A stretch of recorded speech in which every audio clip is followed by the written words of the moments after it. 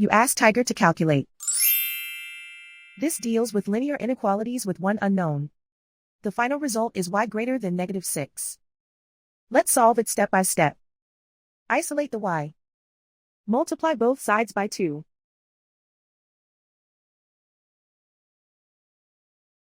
Group like terms.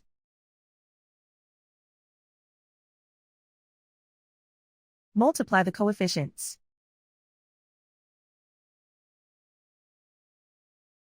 Simplify the arithmetic.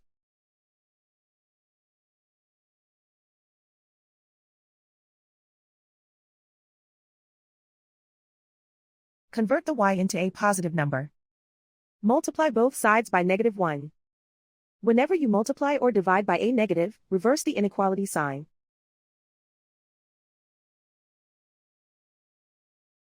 Remove the ones.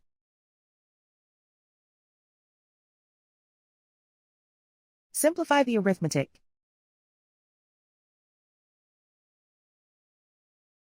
Plot the solution on a coordinate grid. And so the final result is y greater than -6.